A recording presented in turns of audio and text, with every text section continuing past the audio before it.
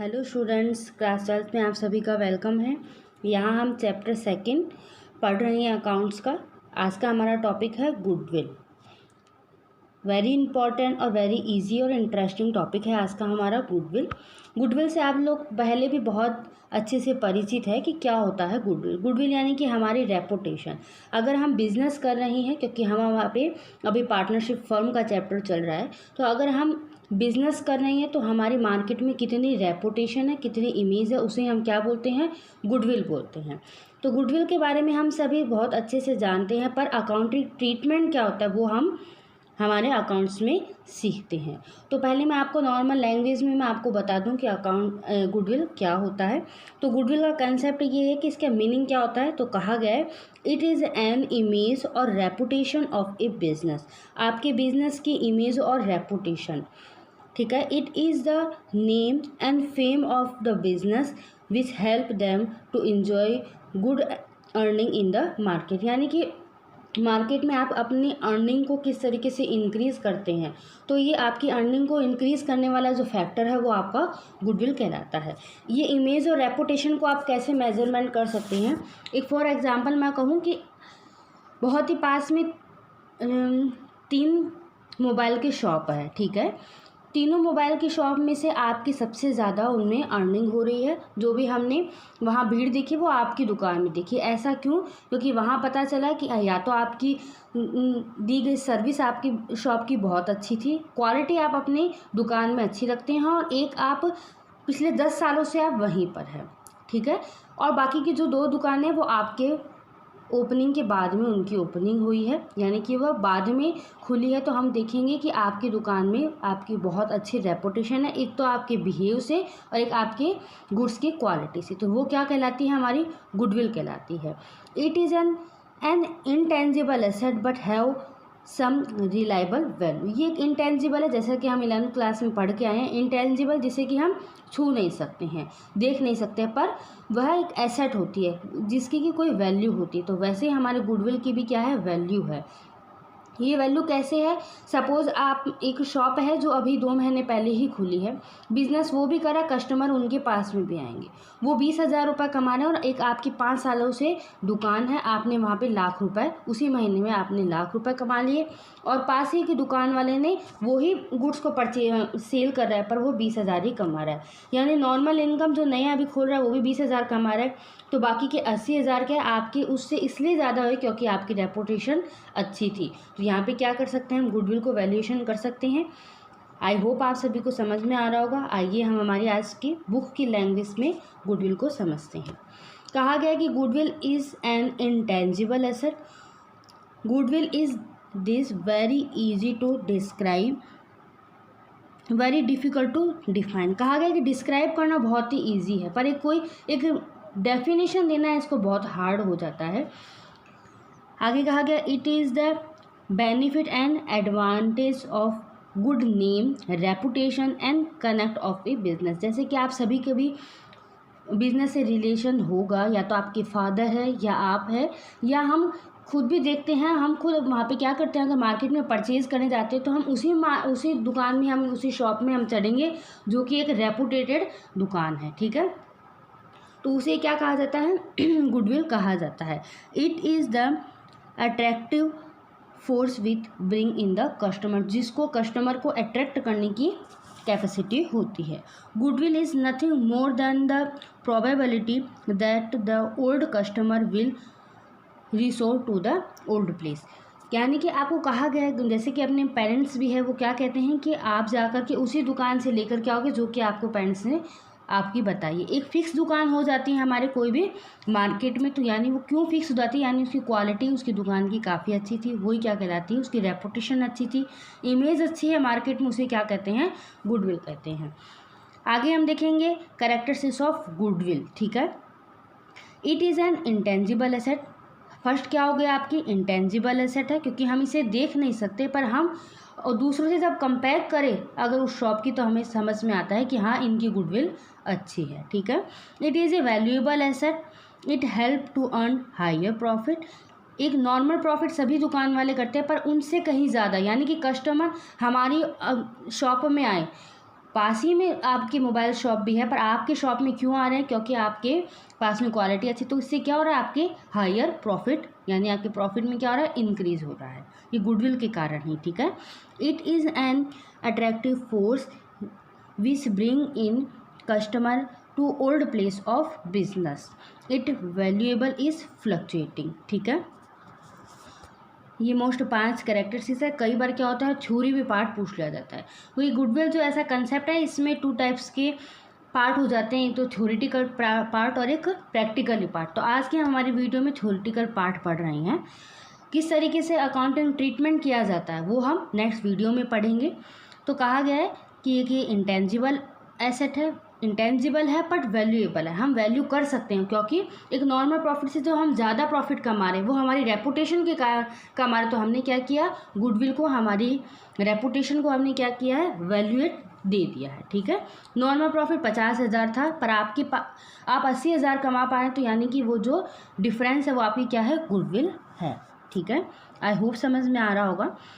Factor affecting the value of goodwill, favourable location of the goodwill business. कहा गया है कि गुडविल को अगर इंक्रीज करना है, फिर उसकी वैल्यू को क्या फैक्टर इफेक्ट कर सकते हैं, तो वो बताया गया है कि एक फेवरेबल लोकेशन ऑफ बिजनेस। ये हम बहुत ही नॉर्मल चीज़ है कि हम यहाँ पे अगर कोई भी प्रॉपर्टी भी अगर हम परचेज़ करते हैं तो वहाँ के हम क्या देखते हैं, लोकेशन देखते हैं।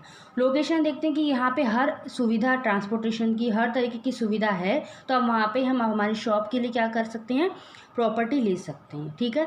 तो उस समय भी हम क्या देखते हैं, लोकेशन देखते हैं। क्यों देखते हैं? जिससे कि हमारी शॉप अच्छी एक पॉपुलर हो सके, ठीक है। तो क्या फैक्टर आपको इफेक्ट किया गुडविल में, कि वहाँ की लोकेशन अच्छी होनी चाहिए, ठीक है। ये बहुत ही जनरल चीज़ें हैं, आप लोग सभी इससे डे टू डे जानते ही हैं। Efficiency of management, the longevity of the business, nature of goods, आपके गुड्स का नेचर भी इफेक्ट करता है। पोजीशन ऑफ लाइसेंस, मोनोपोली वगैरह आप अच्छे से समझते हैं।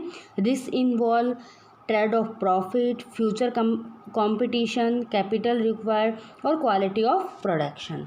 आगे हम देखेंगे needs for valuation of goodwill. ये गुडविल का हमें वैल्यूएशन करने की कहाँ आवश्यकता पड़ी, तब हम देखते हैं कि वैल्यूएशन में ये 4 टाइप्स 5 पार्ट आपको बताए गए हैं। फर्स्ट है कि when A partner is admitted, जब आपकी फर्म में ए बी से आपके पार्टनर थे, सी एंटर किया, तो वहाँ हम क्या देखेंगे कि जो गुडविल थी, गुडविल का वैल्यूएशन हमें करना पड़ा, क्योंकि आज तक जो बिजनेस था वो हमारे नाम पर चला था, अब सी और एंटर कर रहा है, ठीक है। इसलिए हमें गुडविल का वैल्यूएशन करना पड़ता है। आगे कहा गया कि when there is change in profit sharing ratio among the existing partner, जब पार्टनर, जो अभी एग्जिस्टिंग पार्टनर है, वो भी अगर अपने बीच में प्रॉफिट शेयरिंग का अगर रेशियो चेंज करते, तब भी हमें क्या करना पड़ता है, गुडविल को की वैल्यूएशन करनी पड़ती है। ये कैसे होती है, क्या होती है, वो हम नेक्स्ट वीडियो में देखेंगे प्रैक्टिकल रूप में, ठीक है। कहा गया आगे कि व्हेन पार्टनर रिटायर और डेथ, जब पार्टनर कोई ए बी सी पार्टनर है, सी पार्टनर अगर रिटायर हो गया या फिर उसकी डेथ हो गई, तब भी हमें क्या करना पड़ता है, गुडविल का वैल्यूएशन करना पड़ता है। क्योंकि जो सी पार्टनर था उसके कारण, उसकी भी रेपुटेशन के कारण हमें जो प्रॉफिट हो रहा था, वो प्रॉफिट उसके रिप्रेजेंटेटिव को हमें देना पड़ता है, ठीक है। आगे कहा गया है कि when the firm is sold,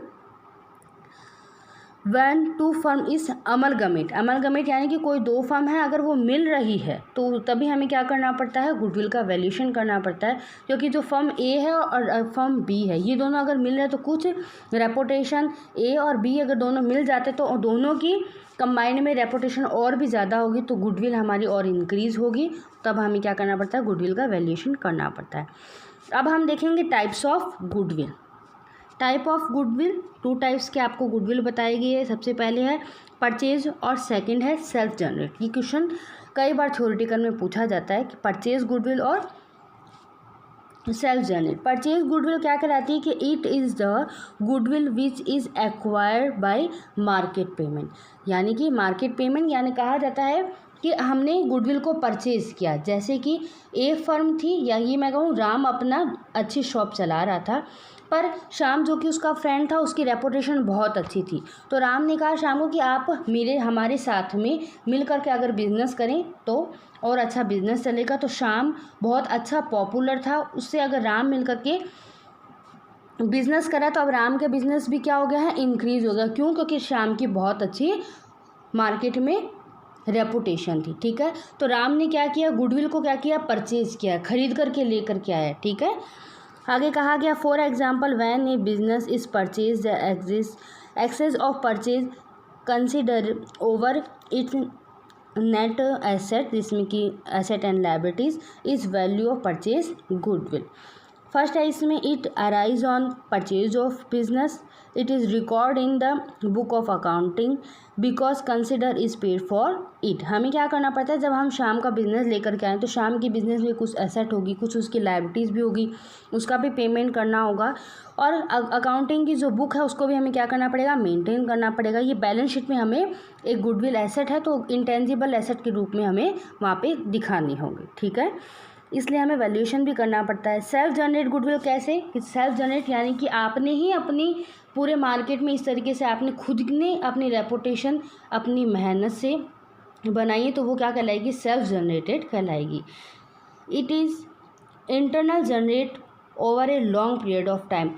आज से 10 साल पहले आपकी पुरानी दुकान है, तो यानी 10 सालों में जो आपने मेहनत की वो आपकी खुद की क्या हो गई, एक रेपुटेशन हो गई। जो आपने अपनी दुकान में अपनी मार्केट में जो एक इमेज बनाई है पिछले 10 सालों में, तो वो आपकी क्या हो गई, सेल्फ जनरेट गुडविल हो गई है। As per accounting standard 26 and Indian AS accounting standard 38 is not record in the books of account. ठीक है, तो सेल्फ जनरेट गुडविल होती है उसका क्या होता है, हम अकाउंटिंग ट्रीटमेंट नहीं करते हैं, पर अगर हम परचेज करके लाते हैं गुडविल तो उसका अकाउंटिंग ट्रीटमेंट हम करते हैं। आगे हम देखेंगे nature of goodwill. Nature of goodwill में कहा गया सबसे फर्स्ट है आपका, बहुत ही इंटरेस्टिंग टॉपिक है ये। नेचर ऑफ गुडविल में फर्स्ट है इंस्टीट्यूशनल गुडविल या इसे कैट गुडविल भी कहा जाता है। सेकंड है पर्सनल गुडविल या डॉग गुडविल। थर्ड है यहाँ पे कि गुडविल रिलेटेड टू कॉजली इवेंट या फिर रेड गुडविल। ठीक है, ये आपको बहुत ही ऑकवर्ड लग रहा होगा कि क्या कैट गुडविल, डॉग गुडविल या रेड गुडविल है, बट हमें ये इनके कैट, डॉग और रेड के द्वारा हम इनके नेचर के द्वारा गुडविल के नेचर या कस्टमर के नेचर को समझाया गया है।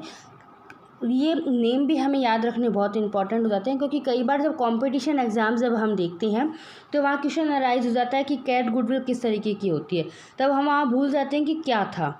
ठीक है, तो वो इंडस्ट्रियल था। यहाँ हमें दोनों ही नाम याद रखने बहुत ज़रूरी होते हैं। वैसे याद करने की भी ज़रूरत नहीं है, हमें एक कंसेप्ट समझने की ज़रूरत है। ठीक है, नाम से समझ में आ रहा है, मैं आपको पहले ब्रीफ इंट्रोडक्शन दे दूँ। कैट गुडविल का मतलब क्या होता है, कैट आपने देखी है, उसका नेचर कैसा होता है। नेचर उसका ऐसा होता है कि वहाँ पे वो अपना जिस घर में रहती है उसके मालिक से उसे कोई फ़र्क नहीं रहता है, कोई फ़र्क नहीं पड़ता, पर वो ये क्या करती है, एक पर्टिकुलर प्लेस में ही रहना पसंद करती है। ठीक है, पर्टिकुलर प्लेस में रहना यानी उसी घर में रहती है, उस घर में चाहे कोई और दूसरे किराएदार आकर के चले जाओ या अब चेंज हो जाए किराएदार, या फिर जो कोई भी मालिक हो, आप रखो, आपकी सिस्टर रखे, आपकी कोई भी रखो, कोई फ़र्क नहीं पड़ता है, बस उसको वो प्लेस अच्छा लगता है, इसलिए क्या वहाँ पे वो रहती है। इसी से मैं रिलेट करूँ अगर कस्टमर के नेचर से, कि कई कस्टमर ऐसे होंगे, अगर आपकी शॉप में भी देखेंगे कि 100 कस्टमर डेली दिन में आते हैं, पर 20 कस्टमर आपके फिक्स ही है, उनके माइंड में सेट है कि यहाँ दुकान में हर चीज़ की सुविधाएं मिल जाएगी, सारा सामान एक ही दुकान में मिल जाएगा, तो वो चाहे कस्टमर कहीं भी चले जाए पर आपकी ही दुकान में आकर के क्या करेंगे, अपने गुड्स को परचेज़ करेंगे। तो वो कैसे नेचर के कहलाएंगे, कैट गुडविल, यानी आपकी दुकान की कैसी गुडविल है, कैट गुडविल है, यानी कि आपकी दुकान में बहुत अच्छी फैसिलिटी या क्वालिटी के माल मिलता है कि और कोई दुकान से वह ख़रीदना नहीं चाहता, चाहे आप उस दुकान में बैठे, चाहे आपके फादर, चाहे आपके अंकल, पर माल आपके यानी कि गुड्स आपकी ही दुकान से परचेज़ करेंगे, तो वो क्या कहलाएगी, यानी कि आपका इंस्टीट्यूट ही इतना अच्छा है। ठीक है, या एक मैं कोचिंग का अगर मैं कहूँ कि वो कोचिंग कई बार क्या होती है कि वो इंस्टीट्यूट का नाम हो जाता है, उस प्लेस का नाम हो जाता है कि वह कैसे लोकेशन में है, वहाँ उस लोकेशन में क्या होता है कि वहाँ अगर कॉलेज के पास में है तो सब क्या करेंगे, वहीं कोचिंग जाएंगे। ठीक है, तो ये क्या कहलाएगी, कैट गुडविल कहलाती है। सेकंड हमारा है डॉग गुडविल, जैसा कि नाम भी बता दिया कि पर्सनल गुडविल, पर्सनल यानी कि पर्सन के हिसाब से, डॉग बहुत ही वफादार होते हैं, ठीक है ना, किसके प्रति? मालिक के प्रति। अगर जिस घर में डॉग है, अगर कोई दूसरा वहाँ एंटर भी करता है तो वह उसे पसंद नहीं करते हैं, अपने मालिक को ही वो क्या करते हैं? ढूंढते हैं।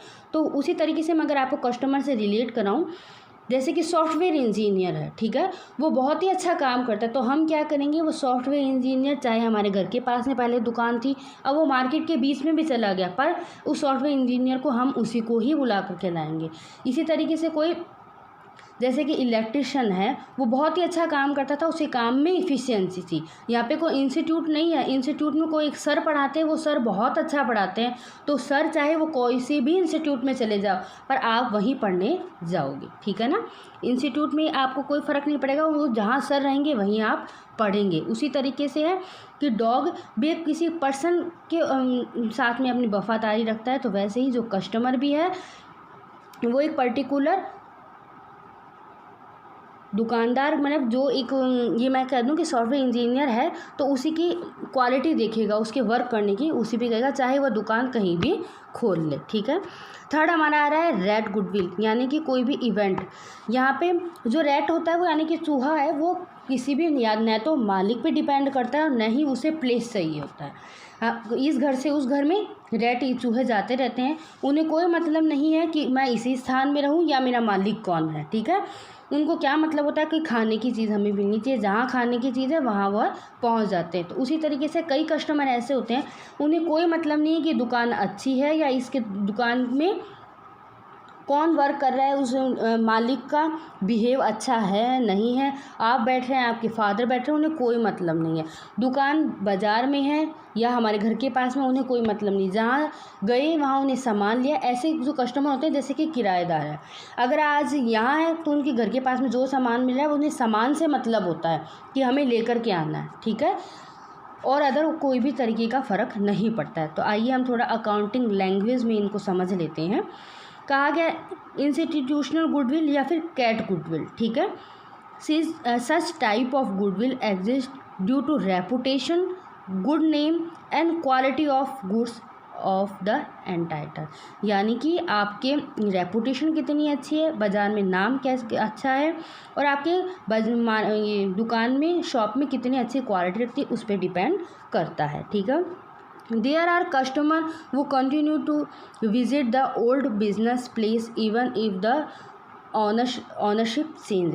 वहाँ कहा गया कि वहाँ मालिक कितने भी चेंज हो, पर एक दिमाग में सेट हो जाता है कि सारा सामान उसी एक दुकान में मिल जाएगा, वो बहुत सालों से उसी दुकान से सामान लेकर के आ रहे हैं, तो वो क्या कहलाएगी?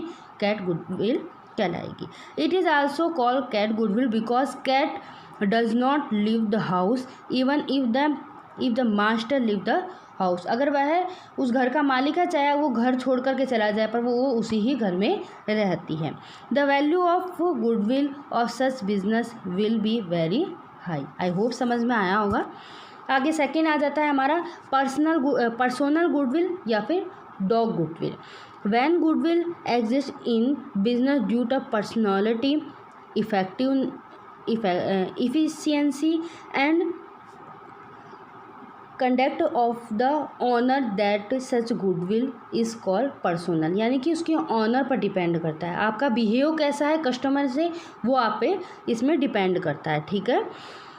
The customer will go to the old proprietor where he goes. It is also called as dog goodwill. A dog is faithful animal. Dog are attached to the master, ठीक है। It follow it master, जैसा कहेगा वो वैसे ही काम करता है। Value of such goodwill is less than the institutional goodwill.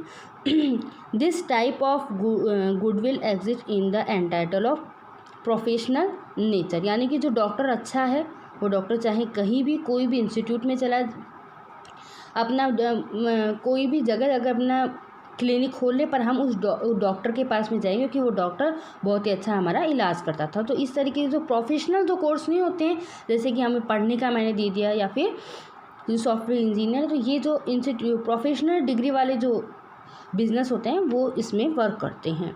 Goodwill related to कॉजली event या इसे बोलते हैं red goodwill.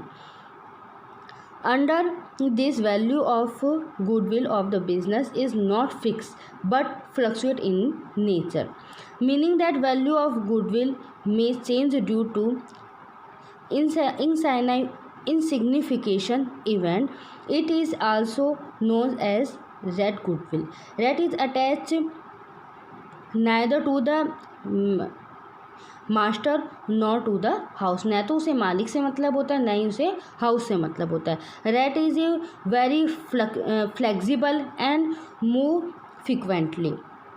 Similarly, some customer have attached neither to person और नॉट टू प्लेस, न तो आपकी दुकान से न आपके बिहेव से, कोई भी पर्सन से अटैच होते हैं। The value of such goodwill is low. तो सबसे बेस्ट गुडविल होती है जो कैट गुडविल होती है, सबसे लो जो होती है वो रेड गुडविल होती है। आई होप आज का आपका टॉपिक बहुत इंटरेस्टिंग था, आपको भी समझ में आया होगा। वैसे जो हम ई-कॉमर्स भी पढ़ते हैं तो ये एक ऐसा जनरल सोशल साइंस भी हम इसे कहते हैं, क्योंकि ये हम हमारे आसपास की सोसाइटी से हम बहुत ही अच्छे से सीख सकते हैं। अगर हमारे घर में खुद का बिजनेस भी है तब भी हम समझ सकते हैं, या हम कोई भी सामान परचेज़ करने जाते हैं तो हम वहाँ पे भी, मार्केट में भी हम ये सब चीज़ें ऑब्जर्व कर सकते हैं। तो आज की हमारी क्लास में मैंने गुडविल का आपको मीनिंग बताया, कैरेक्टरिस्टिक्स बताए और फैक्टर बताया इफेक्टिंग ऑफ गुडविल के, और नीड उस गुडविल की वैल्यूएशन की क्यों आवश्यकता पड़ती है हमें, वो हमने देखा। और गुडविल के टाइप देखे हमने, जो कि 2 टाइप्स के थे, एक तो परचेज गुडविल और एक सेल्फ जनरेट गुडविल। आगे हमने देखा था गुडविल के